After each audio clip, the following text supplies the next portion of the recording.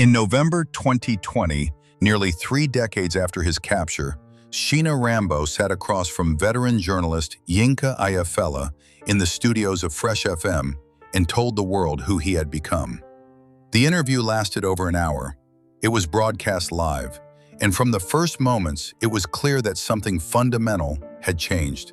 The man who spoke into the microphone was not the man who had walked through gunfire on the Lagos-Ibadan expressway. He was older now. His voice was softer.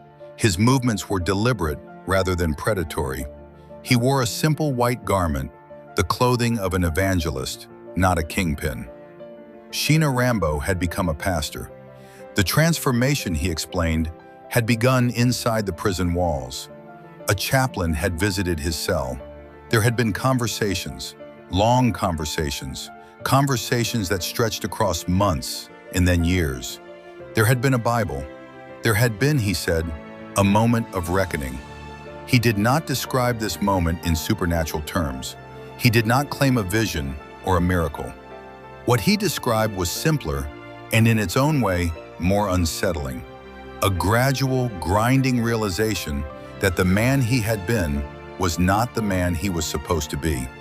That the power he had accumulated, the money, the fear, the invincibility, had been a form of poverty. That he had spent his life taking things from people and had never once asked himself what he was giving back. He told Yinka Ayefele that he had traded his charms for a Bible. He had traded the highways for a pulpit. He had traded the network of criminals for a congregation. And then he said the thing that no one expected him to say. He apologized. Not the qualified apology of a politician, not the evasive apology of someone minimizing their actions. A direct apology. To the families of his victims, to the officers he had humiliated, to the nation he had terrorized. He named his crimes. He did not excuse them. He did not blame circumstance or poverty or the corrupting influence of power. He said simply that he had done terrible things and that he was sorry. The public reaction was polarized. Some Nigerians were moved. Here, they said, was proof that no one is beyond redemption. That if a man like Shina Rambo could find God, could anyone be beyond reach? Others were outraged.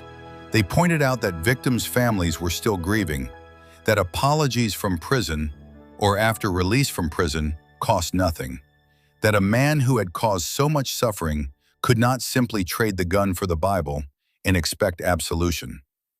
The debate continues to this day, on social media, in churches, in the pages of Nigerian newspapers.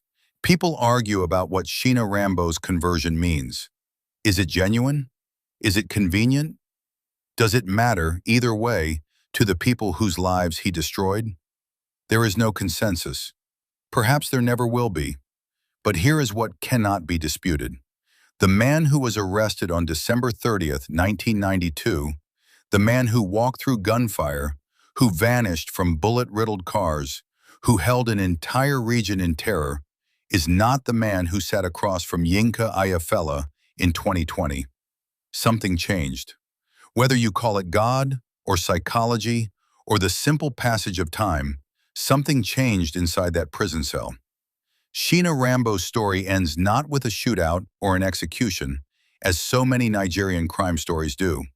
It ends with a question, the same question he once posed to his own interrogators decades ago when he told them he would not die in prison. He was right about that part. He walked free. He became a different man. Whether that different man deserves forgiveness is not for any journalist, any documentary, or any commentator to decide. It is a question each listener must answer for themselves. Shina Rambo, the highway robber. Shina Rambo, the man of God. Two lives, separated by prison walls, connected by the same question. Can a man who has done terrible things become someone new?